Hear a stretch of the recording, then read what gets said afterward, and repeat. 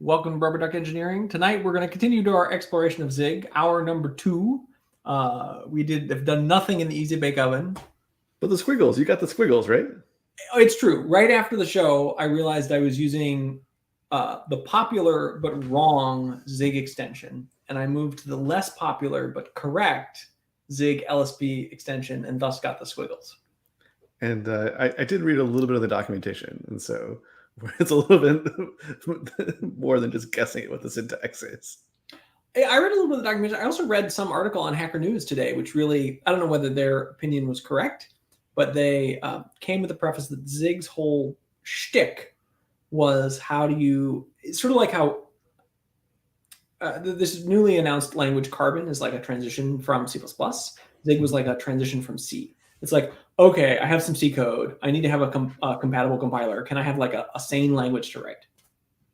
There's some fascinating things in like choices that they made. So one of the choices they made is that every line of your program can be tokenized with 0 context.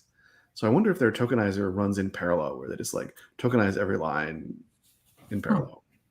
So this has funny consequences. Like an example is in C, you can have this like /* comment, which then puts you in comment mode, multi-line comment mode. So they don't have that. Oh. And then also like the normal way of doing multi-line strings is you do something like 3 quotes, then you do your string and then 3 quotes to end it. And they don't. Instead, the way they do multi-line strings is like a comment is 2 /. A multi-line string is 2 backslashes. That then makes a multi-line string. But then you have to do it on every line because every line has to be tokenized without any additional context. That feels odd to make that decision, because that sounds like they wanted their tokenizers to be able to split on new lines and then operate in parallel.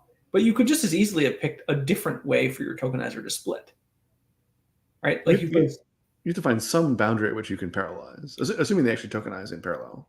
Well, but you could split, for example, on /forward. You could have a set of things that, like, okay, these break you out of the line is the split. Anyways, whatever. I just thought it was an interesting choice. Like there are other languages, like I think Go, for example, is a syntax that's optimized for very fast parsing, because Go has there's like the normal way you use Go is you say go build and it goes and compiles your program. Okay. But there's also Go run, which just runs your program without compiling it. And so it's Go can be used as like a scripting language almost. Okay. But in order to do that, you have to have very fast parsing. And I went down that. I wonder if Zig is also aiming for that sort of thing. Yeah, again, not knowing anything other than, again, the Hacker News thing that I read this afternoon. But just, I like the idea of, because I don't ever want to write C code again. It's just so many things to get wrong. And Zig, I could imagine if I had to go work on a C code base, I could imagine using Zig. Well, it's interesting. It lets you do all the weird stuff from C. Like if you want to initialize your variable to undefined, no problem. You just initialize it to undefined and you write the word undefined there. But the difference is in C, that's the default. If you forget to write anything, you get undefined. And so it's just making these things explicit, which is, I think, what allows them to do because they have a thing that will automatically translate C code into Zig. And I'm sure what it does, it just makes all of the crazy undefined C behavior just explicit in your program. Yeah. And then you can go edit it all away and then you don't have it anymore. So last week, we started our journey with Zig, never having written it before the show. And we got, I think, almost to we started out trying to make SHA-3. We talked a bit about hashing and how that all worked. And then we toned it down to just doing a simplified hash. And I think where we left our heroes is that our simplified hash was a little busted. Well, we got it working with XOR, but then we said, we need this input manager because we have to do the padding that SHA wants. So I think the thing we're aiming for now is we want an input manager that does the proper padding and works in blocks. And then we'll use some very simple accumulation function, get that working, and then go from there. Shall we to the code machine? To the code machine. Okay. So I think this thing builds terminal. There are no squiggles. I hope that means it builds. Yeah, we can demo the squiggles here in a minute. Zig build, I believe that worked. I have no idea what that is. Oh. Expected found void. I don't trust your thing. You may want to just trash your terminal and get a fresh terminal. Trash my terminal. I think that was a relatively fresh terminal. Okay. This is definitely a fresh terminal. Great. Zig build. Great. Excellent. Excellent. And we can do zig build run, I believe, as well. And it just prints the silly zig log info. Okay. So we broke our, I don't know where we were in our transition. I see we added our input manager. Right. And we were right at the point of doing add data. I think we had created the correct pending data. So we need to like somehow take the data we've been given and append it to pending. So let's attempt this. I think we want to call this self data. I believe the answer is self.pending ++ equals data. Oh, that's like append? Yeah, ++ is append. Oh, we got squiggles.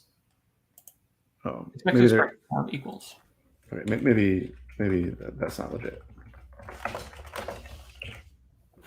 Okay. Okay. No squiggles. It's happy. Yeah. No, we're happy. Okay. Do you not have squiggles on your side? No. Oh, I also don't have syntax highlighting, so that's okay. Okay, we'll have to fix that before next episode. It's odd that null isn't syntax highlighted. At least I expect it to be like, maybe it's not a reserved word and maybe it's a variable instead or something. I'm not sure. So we have bytes per block. So let's try to produce a block. Okay, so bytes per block. Mm-hmm. Somehow, like if the right, that looked good. Thank you, Copilot. So now we want to return. Mm-hmm. This is going to be our block. This block, and then we want to like. This is going to be very inefficient because we're doing a bunch of extra copies. That's fine for now. That's fine. Yep, that's right.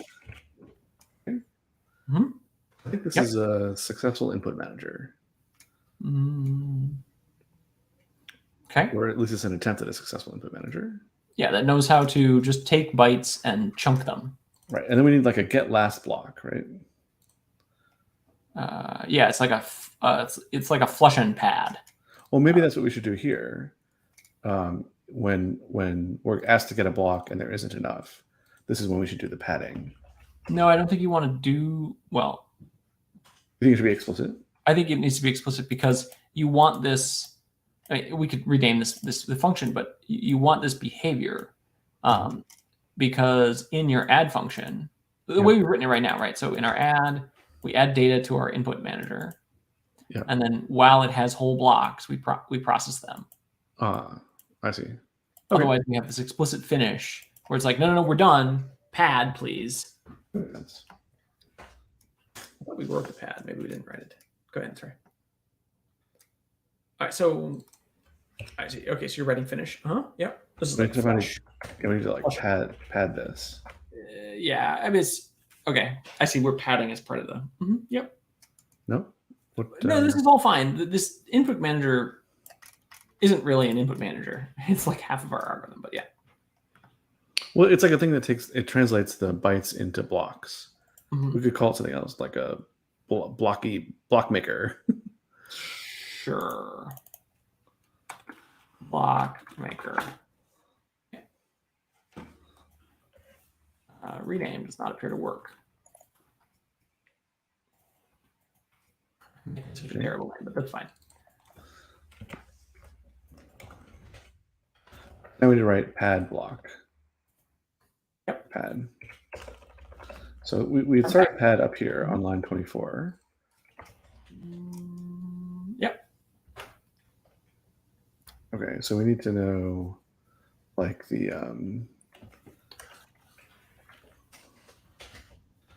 pads, the size of the pad. Yeah, there's two cases. One is that we go ahead, sorry. Right? There's two cases. One is that we have enough room. So the padding algorithm is, well, what does that say? Yeah, this is the padding algorithm. Copilot is correct. I think it's going off the rails a bit. I think the simpler one is goal is to add 2 1 bits and then enough 0 bits between them to make bytes per block. To make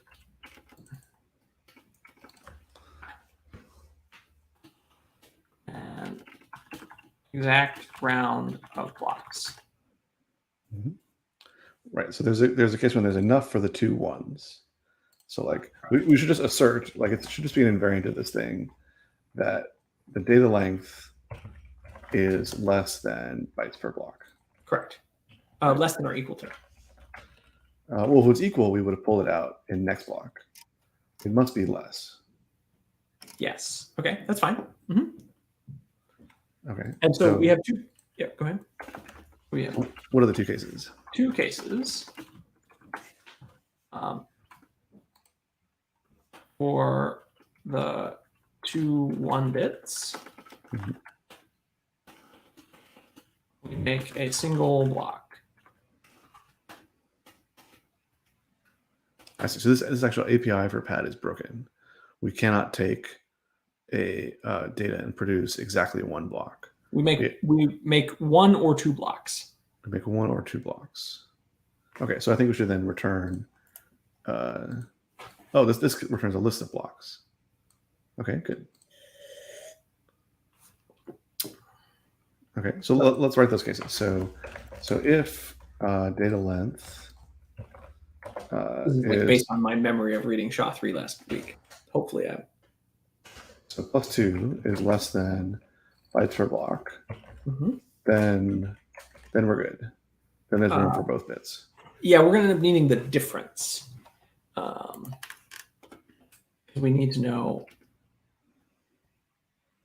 It's like var number of zeros. Yep. Right. So if number of 0 bits is greater than or equal to 0. Yep. Then we have a single block. Add bits. Okay. So then we can just return that block, right? So we'll just say return block with value equal. That's not quite right, but it's data concatenated with a 1 concatenated with zeros times the number of zeros concatenated with a 1. This isn't quite right, though. Is this a bitwise concatenate? Like, you don't want to add U8. 1. Oh, no. Oh, these are bytes? This is all messed up. This is not the number of bits. This is bytes. Yeah, well, we need bits. We need bits. Right. We're padding. So there aren't 2 cases because there's always enough room for. We always know that there's at least 1 byte missing, and the byte can fit as many padding bits as we need. Because we're taking input in bytes, we're not actually taking input in bits, and so because we know that this data length is always at least 1 byte short of the limit, then there's always room for 1 byte, which means there's always room for both of the 1 bits. So I hear you. Our algorithm is going to end up being wrong with that? I think our algorithm just can't hash things that are in bits. We can only hash things in bytes. So I guess it must be possible to feed it an arbitrary number of bits and get the hash, whereas we're going to feed it an arbitrary number of bytes. Okay, well, this makes this super simple then. Except we need to do a bunch of bit mashing, which is annoying. Bunch of what? A bunch of bit mashing. No, we don't. I guess it breaks down into 3 cases then, right? Either, yeah. We just always we either have like 1 byte missing and we use our pre-stored 1, 1 0 0 0 0 1 6 zeros and a 1 byte, whatever the hell that is. Or we have our start byte, middle 0 bytes, and end byte. Like those are the 2 cases. Right. So we want to say if data.length plus 1 is equal to bytes per block, that's that case. We want to return, right? But we'll fix it.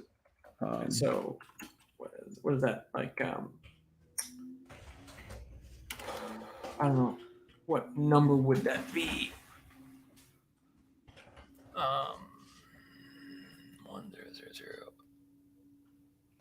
1 6 0. It would be like 81, maybe.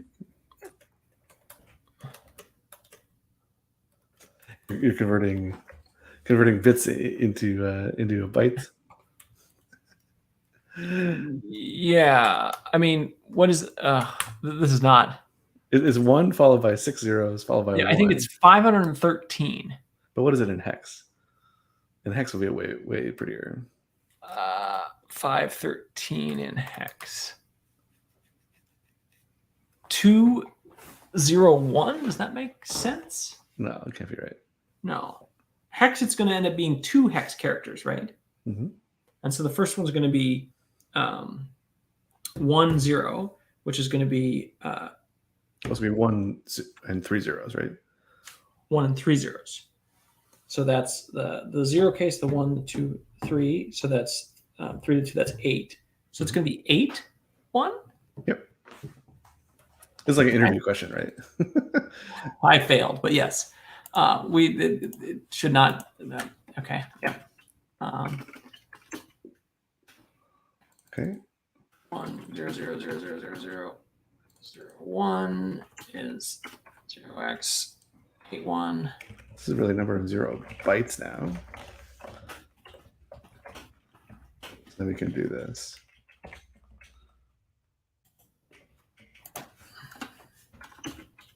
This is like const self ending. Let's 80. And then plus Final byte.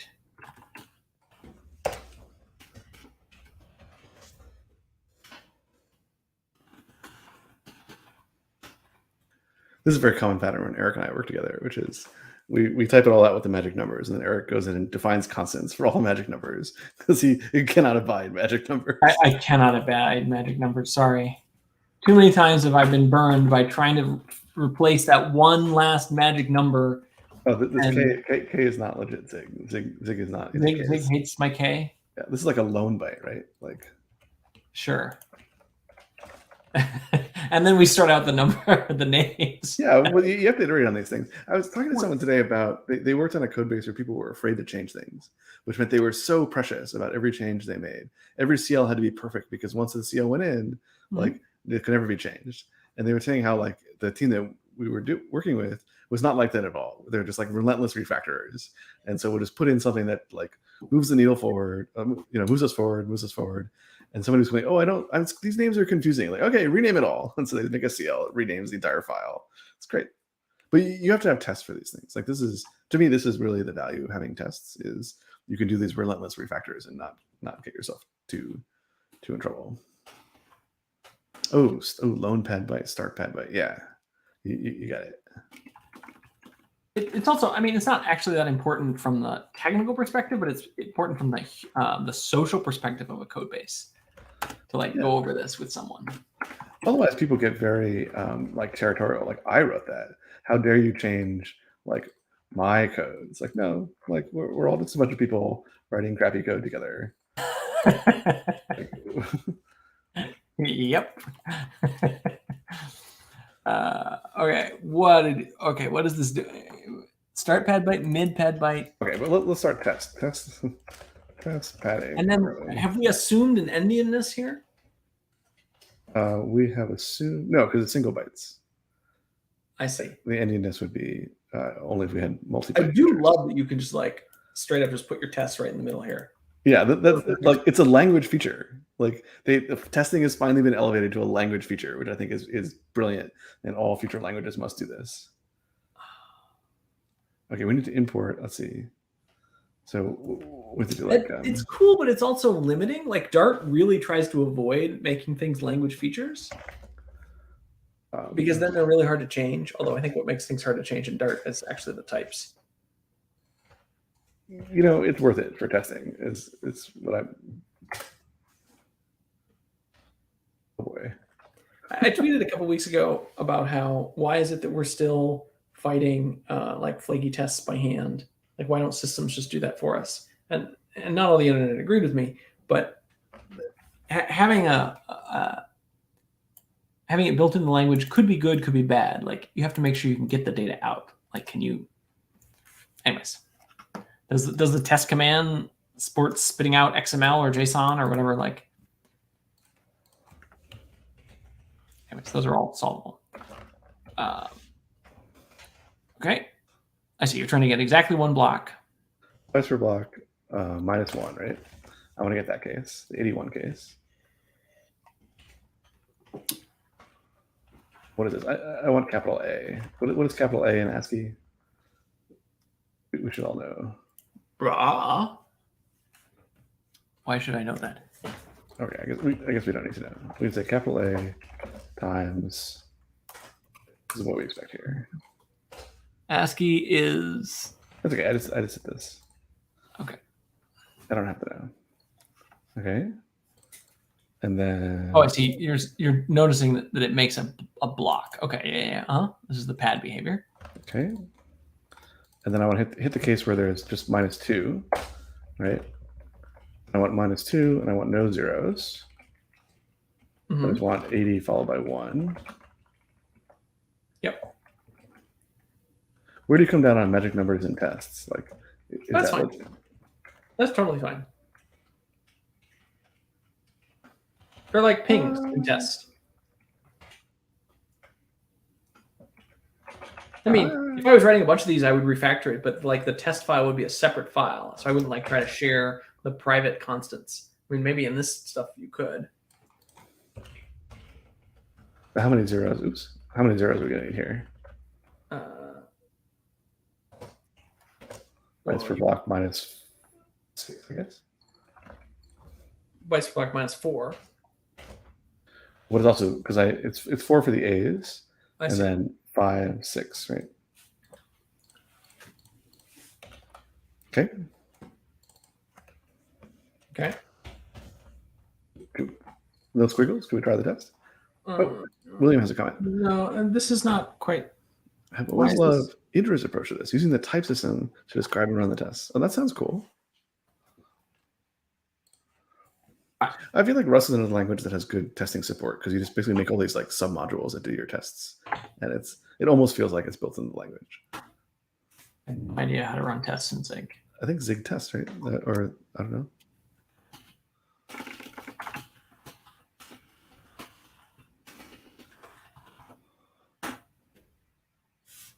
It's for assert and self. What is assert? Oh, we use assert here. We can just import that. That's like. Whoa! What does Copilot expect showing here? This is just assert std debug assert. Okay, makes sense. Move this up to the top. It's a little weird to me that you have to write assert twice on this line. Like, feels a little bit. Which line? On line two of this file. Like, I want assert, and so I have to say I want assert, and I want to call it assert. Yeah, I kind of understand why, but maybe there's some syntax sugar we don't know. Okay, Zig, self. Do we don't have squiggles to go help us find this? I thought we had squiggles. I don't know. I can put it back to be wrong. See if we get squiggles. I don't think we have squiggles. I don't know. Oh,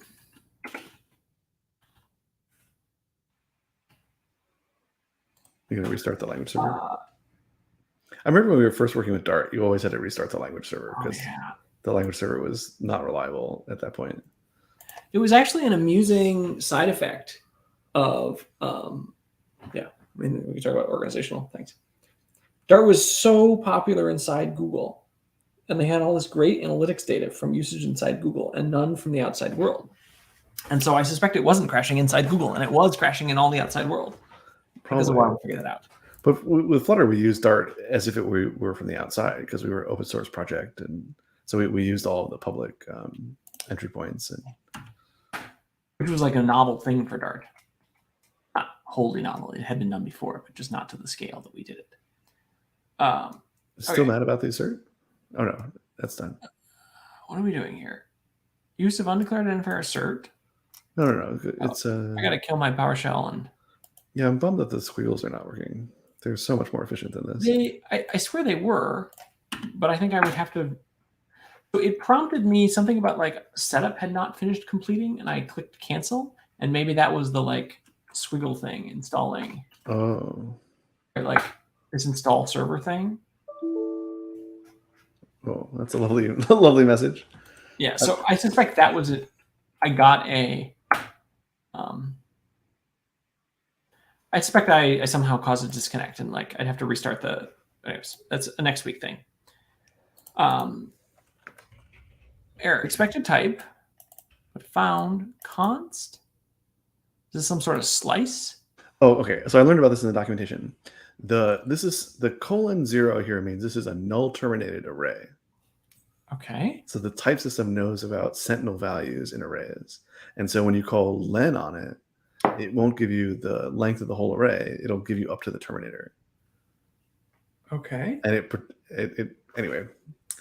I think the A thing that we did here was not right. I think we just need to make a const. Oh, I see. This is where you want ASCII code for the letter A. It's 65. Right, but 65 or 61? 65. 65. Okay. It says upper A.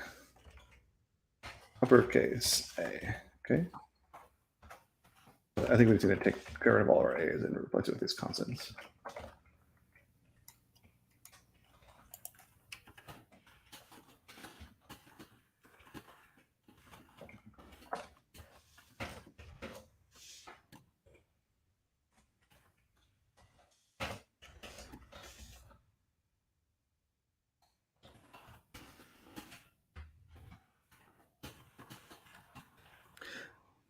I think it's like a safety thing because they really push you to use slices, and so with slices you constantly have these non-terminated sequences that you're working with, and then if you're trying to interop with C and they want you to pass a null terminated string, then you could very easily think that your slice was null terminated, and so they have a different type for it too. Makes sense. Okay. Oh, we didn't get all the A's. Oh no, we did. Okay. It's supposed to be const, and it's not const.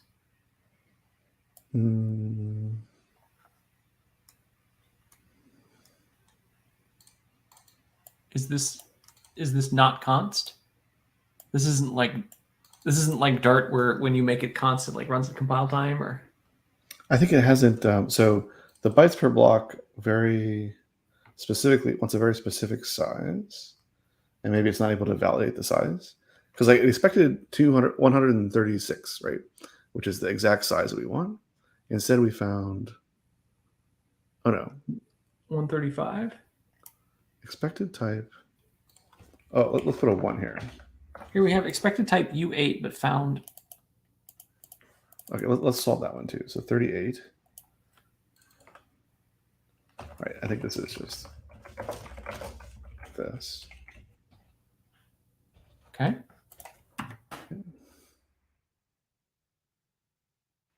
All right, we still expected a constant slice of U8, and we found a sized slice of U8 that's not const. but we're off by 1. We need 1 more. We're supposed to make 136 of them. We made 135 of them. Okay.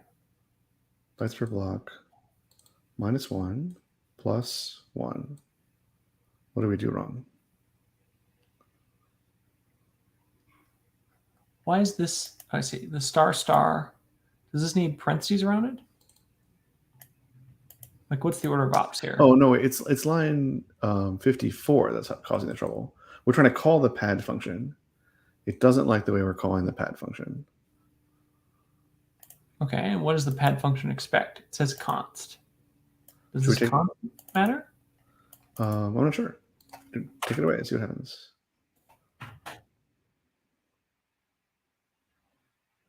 Okay, so now it expects a not specific size slice, and we've given it a specific size slice.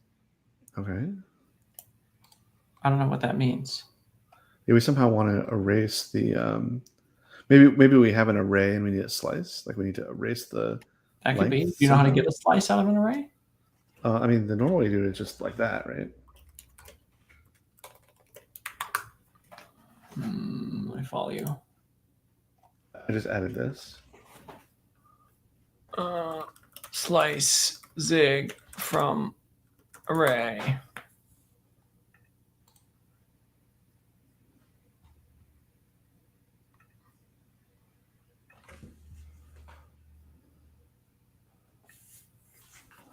Okay, arrays are with a specific length versus a slice. Does it have a slice type? Yeah, slices. No. Yeah, slices. Slices can be thought of as a pair of pointers, of array pointers, and a usize. Okay, their syntax is yeah, okay. I guess I could be reading this on. I'm on this thing, Zig basics under slices. Where'd it go? There it is. I was reading on my laptop. Okay. Yeah, so they see like it says slice equals array 0.3. So I think if you just 0 ... So we'll start with 0 and we'll go to the end. Okay. Okay. These are getting a little gnarly. Take our pad and make it go back to const here. Okay. Stop following you. Const. Okay. Okay. Expected const slice found const block. Oh, we must have misnested something. 84.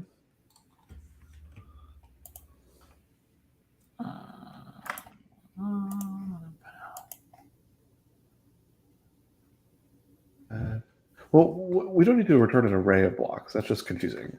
We can just return a block. Okay, so let's just return a block. Oh, pad now only does one. Okay. Yep. Yep. Maybe that'll simplify things. Okay. Okay. Where are we now? Okay. Still back here. Okay, we're expecting mem equal at U8 size of this pad. We can get rid of these now.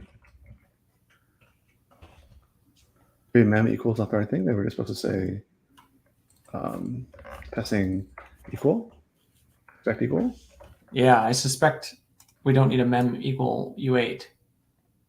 We can just say maybe mem equal, maybe mem U8 is expecting.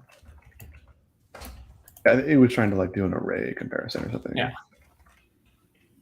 Yeah. Okay, this makes more sense. Oh, hey, we had squiggles back briefly. They came back from the dead. Back from the dead. Then we fixed all the problems and so they went away. Wow. It's a dream. Maybe the squiggles is just, maybe the LSP is just super slow. Oh, okay, we have too many dots now. Our initializer is incorrect because we took away one level of structure. Stop dots. I was singing the squiggles, by the way.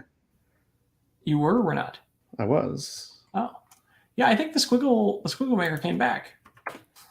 I feel like we had this problem with Rust. Maybe it's just my Visual Studio Code. Same thing. Hey, here, the squiggles, they came. We're going to start like a squiggle of religion where we like figure out if we rub our tummy and pat our heads, and the squiggles will come and show us the way to write correct code. I would blame it on Windows, except Visual Studio Code is written by the company that makes Windows, presumably to run on Windows. And my tapes about Windows are probably old. Okay. Array access of non-array type block. No, we fixed all those.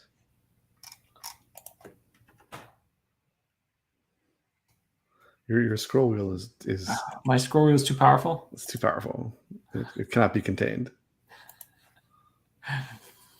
It's not easy being me. Okay. Oh, we need to try somewhere. Error is ignored. Okay. So maybe we try equals. Try. I don't know where we're supposed to put the try.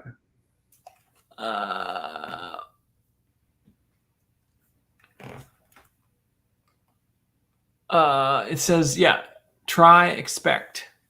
Yep. Okay. That looks right. Basically, it matches what I see in the getting started guide. So you're telling me I have to turn down my scroll wheel power. Oh, we're down to one error. Unable to evaluate constant expression. Line 38.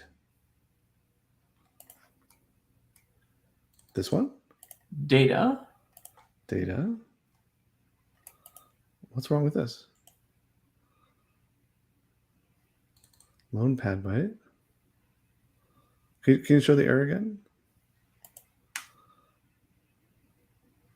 Oh, it wants data to be a constant expression. But data is not. It's a variable. Why would it be a constant expression? Block is not returned const. Is it supposed to be? Oh, maybe because... We could try deleting that. See what... Well, we don't say const here. Maybe we need to say const on line 22. It doesn't like that. Oops, here? The squiggles were strong. It's still squiggling at you. I'm not sure what's... Put it here? Try the const everywhere.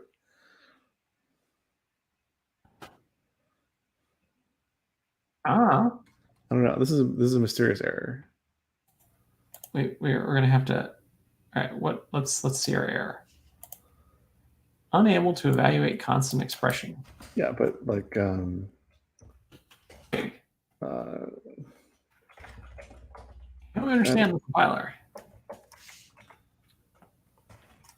I don't want it to be a constant expression. Does this work? I tried explicitly making a var.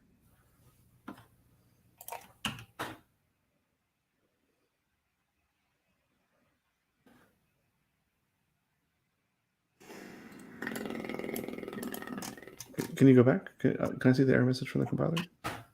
Oh, now it's just mad at here. Okay. Maybe plus plus only works. The comp time keyword. Yeah. Okay, I don't think this is the bug we're having.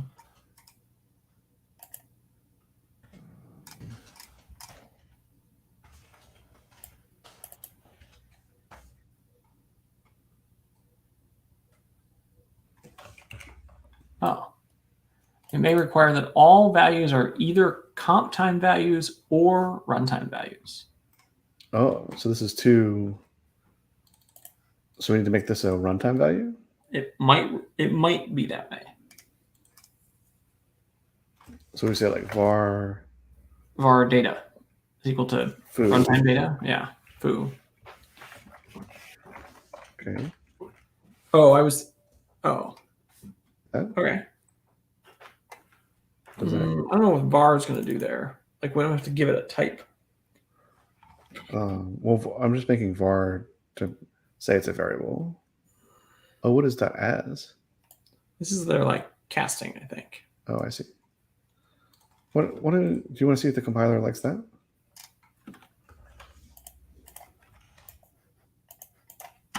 Start our compiler seance here. No. Although it seems to have an error in a different spot. Data foo, unable to evaluate constant expression. Why is it a constant expression? What happens if we remove that? Maybe the plus plus operator only works at compile time? It doesn't work at runtime? Sure. Zig. Oh, okay. Yeah. Array concatenation only available when A and B are compile time known. So we can't use the plus plus operator. We have to find another way of concatenating slices. Okay. Probably have to allocate a new one. Right. So I think we may need to get. So Zig had some very funny thoughts around allocation. I think we may start finding out about them. Okay. We may have to pass in our allocator here in order to. I mean, it makes some sense, right? We have some. It would make sense though. Oh. No, we should just be able to fill this, right? We should just be able to copy it into value.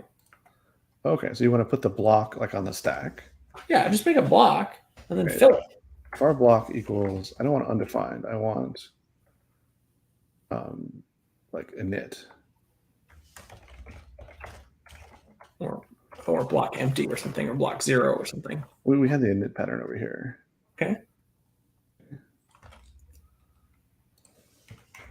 I mean, it would be okay if it's undefined. So we want to return a block. This is going to be 0 times. Okay. Okay. Its value. Okay. And then is this going to mem copy it in? Well, we need to figure out how to mem copy it in. I think we can do a slice assignment, right? We can say block dot value sliced from 0 to data.len is equal to data, right? And then block.value data len is a lone padding byte, return block. That looks plausible.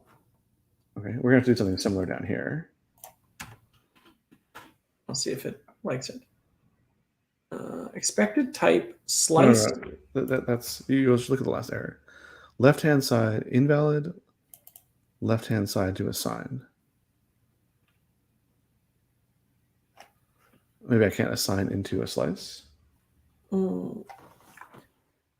Slice assignment Zig.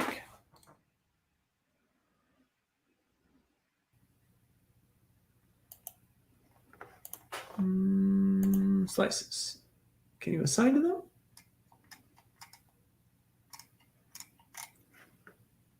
Okay, what about arrays? You have arrays here somewhere. Yep, arrays.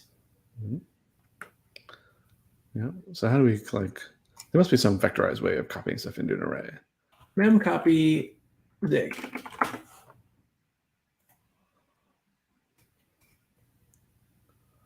I mean, you want to use mem copy?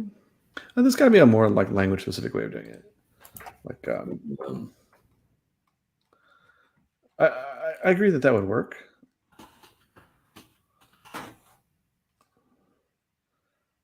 But you can also slice a slice. Right, so how do I fill an array with a slice? Copy Zig, copy from slice to array. That makes sense. Okay.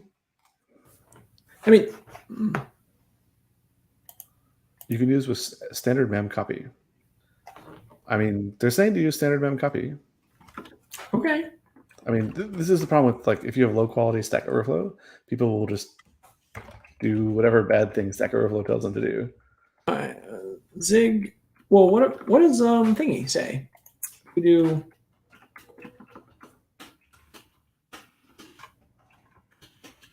copy data into block.value. Shall we copilot?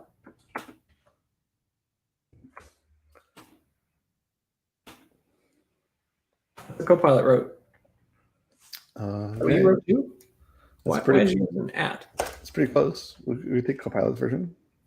I don't know. I mean, our test will tell us whether it works, right? So let's try the same thing here.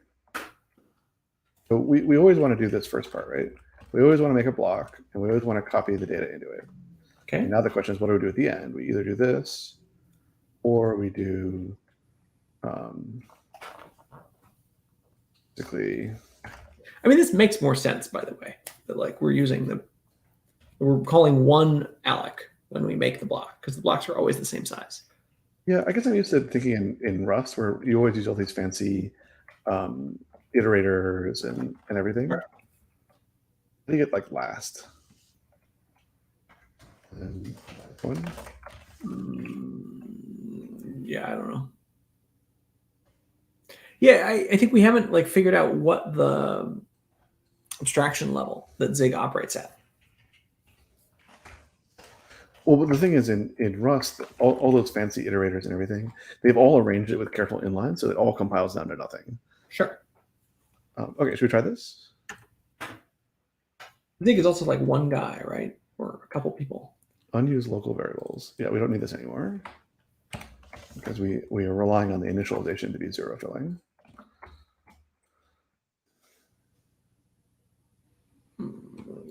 The mid-pad byte we don't need anymore. Okay. Like thou shalt not. All test pass. We did it, team. Okay. make it commit. All test pass. Whatever the all. Okay. I just want like a commit bot that like watches my tests and whenever they're all passing it, like immediately makes a commit. GitHub desktop. There we go. At 8:16 p.m. all tests pass, and therefore I made an automatic commit for you. Add working add function. All tests pass. RDE number 116. Elbow cough. What are you trying to say? I have not been watching the chat at all. I'm very unclear what cough emoji is trying to tell us. Maybe it's like a slow clap emoji. It's like, congratulations, you filled a bunch of zeros. We didn't say hi to Giphy, and did we say hi to William? Yeah, we said hi to Giphy. Oh, okay. I was just deep in the observing you code here. Okay, so finish. What is this? Make a block. Well, the padding returns a block, right? So we don't need this. I mean, it just didn't make a compiler, but okay.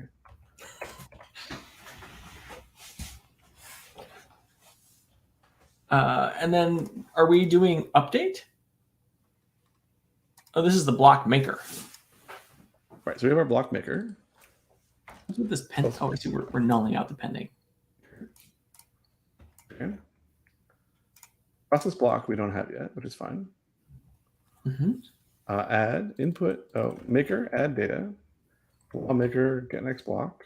I think running it in test mode is just different. Maybe it only like does the. It only compiles the test side of things, or something.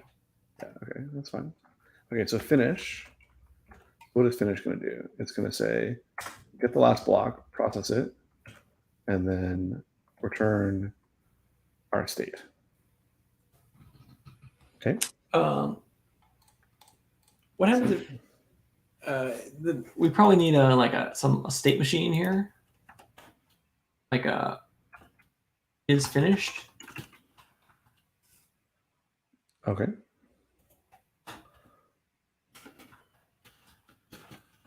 Just, and you want like assert not is finished? Yeah. Okay.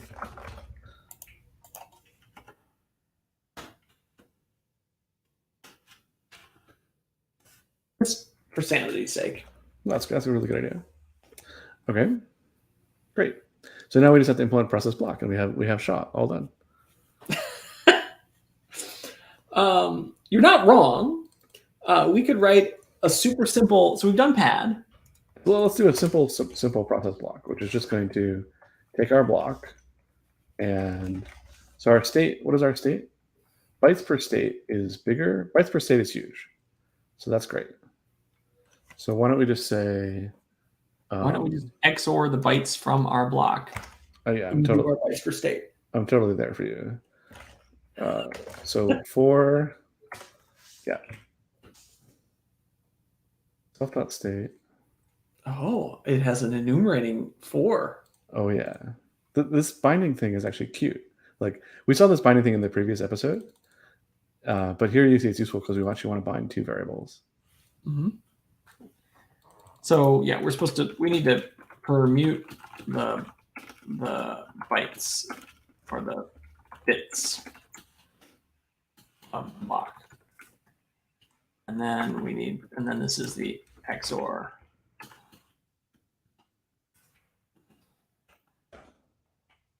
But can we write a test that what I'm trying to test our really dumb hasher? How do we turn this state? The state is huge. That's fine. What do we get out from it? Finish is just the state? At the moment, we just dump out the state, but maybe there's something smarter we're supposed to do. But So we should be able to. We should be able to test it, right? Test XOR hash function or hasher. Okay. Well, this is immediately going to be wrong as soon as you write a real one, but yeah. Whoa. Do you think Copilot got the correct output for the algorithm? I'm really curious. Okay, well, that would be wild. Oh, it was a dab. Oh, is dab called elbow cough? I just thought it was called dab. Anyway, I appreciate the dab. Thank you so much. The dab is like this or something. Yeah. I always associate it with anime. GIF. I don't know if it's really an anime thing, but I always associate it with anime. I have no idea. I bet it does not have trailing commas, like all languages should. Whoa, it does. It does. And it changes the formatting, just like it does in Dart. Okay. Can we try running this test? First of all, I'm just curious if we get as far as the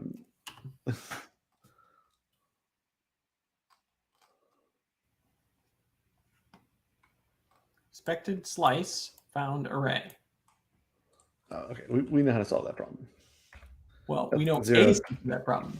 That's obviously the right solution to the problem. Oh, I see. I think our L what is it called? The language server or whatever. Super slow. Oh, our pending is also not legit. We're not legit. All right. Expected found a pointer to a const. Right. So we want to do the other thing, right? This was the expect std mem eql. Yeah. Yeah. 8. 8u. Or u8. U8. Hasher finished. Mm-hmm. and this thing. It's still going to be sad because they're not going to both be const or something, but you don't want the trailing comma or it explodes into 87 lines. Oh, okay. Sorry. Okay. U8 trailing comma. Okay. Wait. Well, we also have this problem on 84, which we'll have to go solve. All right. What do we got? Still expected constant slice found an array. We can turn it back into a slice. I was trying to.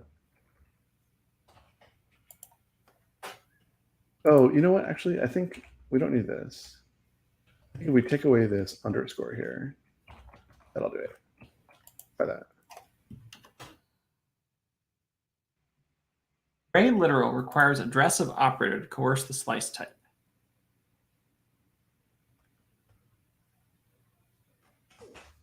Like that? Array literal requires address. Oh, maybe this? I don't know, man. Yeah. I don't know. Let's work on the other problems. We'll come back to this one. All right. Yeah, that's not legit. That's right, because the append only works for at comp time or whatever. Right. So we need to decide like what this is. I think we need an array list here because the pending data can be arbitrarily big. I see. Or another thing we could do is we could have well, let's start with an array list. We can optimize it later. And that's it told me standard patterns array list. Standard array list. We need an allocator though. Okay, so we use it. Oh, there's the test allocator. Right. So the allocators in Zig are very strange, or that like this is an unusual part of the Zig language.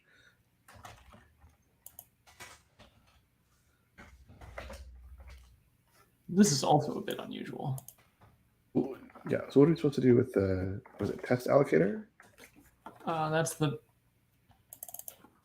allocator. Yep. Oh, they use snake case. Oh. Do they? I thought they didn't. Oh, are variables in snake case? And functions are in camel case? Oh no. They've been infected with both the snakes and the camels are at war. Okay, we're gonna write it to do convert to snake case. Whoa! What? I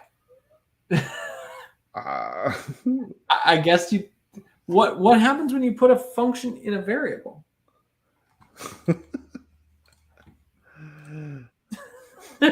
Lizards come out and eat you. That's what happens. It's like cats and dogs living together, camels and snakes. But standard out and standard in. Oh, I'm so confused. Oh, here's a function. Okay, but the function is not. We clearly are not like teched up on Zig stuff, but we're almost at the end of the hour, and it feels like. Yeah. All right, I'll stop talking about camels. We succeeded at padding, which is exciting. So we're trying to learn how to use array list. But we need an allocator. We need an allocator. So first of all, let's just declare an array list. So pending is an array list. Do I have to say more? How do I? Can you show me some recipes with array list? Looking. Standard array list. Oh, but that's what the test allocator. I want like a. But like it's array list U8, right? I want a basics here. A basics with allocator. Standard patterns. Allocators. Here we go. Okay. Allocation. Most basic allocator is the standard heap page allocator. Really, I have to choose my allocator. Let's just go with the test allocator for now, and then I think allocators maybe the next episode. But allocators, I think, are an interesting thing about Zig that I'm interested to learn about because it's they're doing something very different here than other languages do. The standard heap fixed buffer allocator. I mean, it's kind of interesting. Like in super advanced projects, you do choose your own allocator. And you might even use different allocators in different places. But it's not a choice that I would expect to have to make in order to make an array list. Well, so I think the basic choice is normally in C, like malloc is a global static, right? Any part of your code, you can just call malloc whenever you feel like. I think they're making the choice that there is no global static allocator, that you have to, whenever you want to allocate memory, someone has to give you the allocator as like an argument to your function. Interesting. There's a general purpose allocator.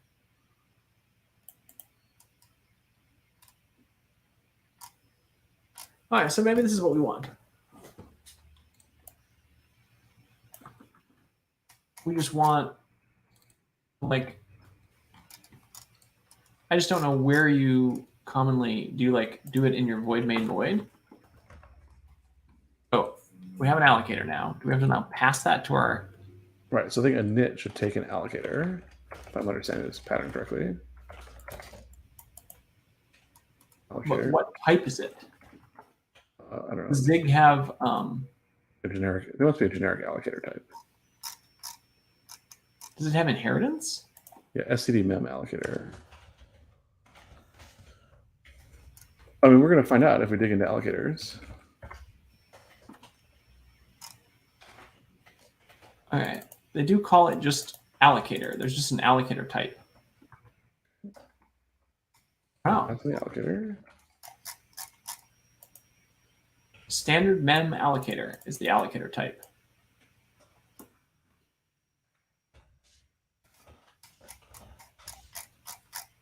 Oh, am I following you still? Okay, I see you already did that. Okay, great. Oh, I need to like remove.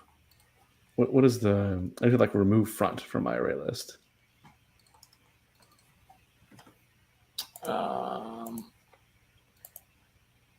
trying to find the docs for array list. I found it right here. Oh. That, Or not found. that's not great. Capacity dnit insert replace range.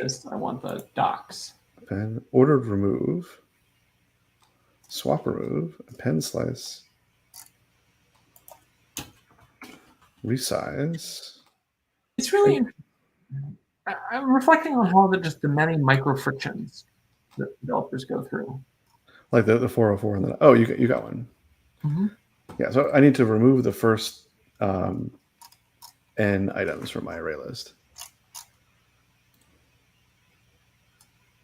That's all? These are all the functions? So there's a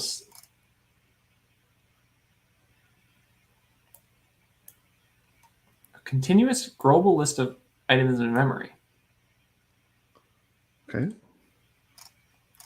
It has 1, 2, 3, 4, 5, 6 functions. That can't be right because there's an append slice function that the docs told me about. I think the docs just barfed.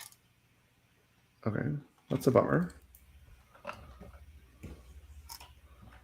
Oh my goodness, it's a read the source, Luke language. Wait. I mean, I can read the source. What is... Yeah, append slice clearly exists in the source code. What version of Zig is there? Because this was like an ancient version of Zig. I don't know. I mean, presumably the Zig tool that you're using can tell you. So I can use replace range to do what I want. Okay. Because I can replace range with nothing. There we go. Okay, I have found the master docs. And start at 0 of length, bytes per block. These docs are ugly. I want to replace it with nothing. Did you already solve the problem? I think so. I'm using replace range. There's not a totally crazy way of doing such a thing. Replace range. Get next block. Okay.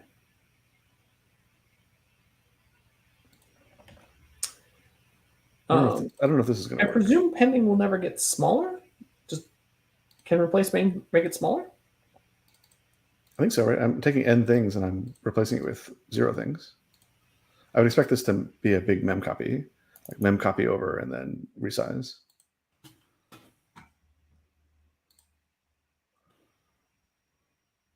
Replace a range of elements with new items. Grows list, shrinks list, invalidates pointer. Okay, great. Sold. Okay. All right, should we try building it?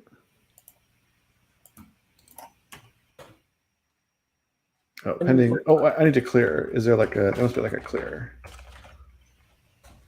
Remove all or something. Clear. Clear and free. Clear retaining capacity. That's what I want.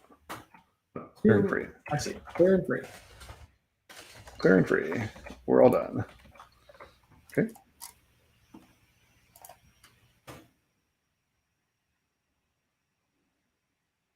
Let's see. I have 0.9 installed from Chocolatey. You can tell. So I think we're at time, but I think we're getting to something interesting in the language, which is the allocator stuff. And we did pad. Like pad is legit. We wrote some tests, they pass. Now we're just trying to get the hasher machinery going, and then we can fill in all the cool permutations and stuff for SHA. Yeah, I should probably look up the permutations for SHA, because I remember that's the most complicated part. It's got to do a bunch of like, the third bit goes to be the 127th bit, and like that will be a non-trivial amount of code that maybe we don't have to write all on the SHA. Invoke the instruction in your silicon that does exactly the permutation that SHA expects. Exactly. Okay. Any final thoughts? I'm sort of, I don't quite have my feet on the ground with the Zig yet, but I'm getting there. Like, I feel like I was way more comfortable this episode than previous episode. This is kind of that we've done this a few times with a few different languages, or even Unity, right? We booted up Unity for the first time, and we're like, what is this? You can go find that episode in the archives if you want to see it. But I don't know if the theory that I espouse from Hacker News is valid, but I try to like understand like why are people doing this? Like, what is the thing that is driving them to introduce? Because clearly it is not to the level of polish that Rust is. I mean, when we looked at Rust, whatever it was 2 years ago or whatever when we started, it was a lot less far along than it is today. And Zig doesn't feel like it is even quite as far as Rust was 2 years ago. And that's not necessarily a bad thing. It's also a much smaller. It's trying to do a much smaller thing than Rust did. It seems like it's targeted at people who care about each allocation. Like if you're interested in the allocation dynamics of your program, Zig is giving you insight into that. Whereas a language like Rust doesn't really give you that much insight. And that was actually one of the challenges that the Rust community had integrating with the Linux kernel, is the Linux kernel community needs that insight into each allocation. And so they had to like refactor their standard library to provide more of that. I just think about like, if I was working with a C code base, I would want an alternative.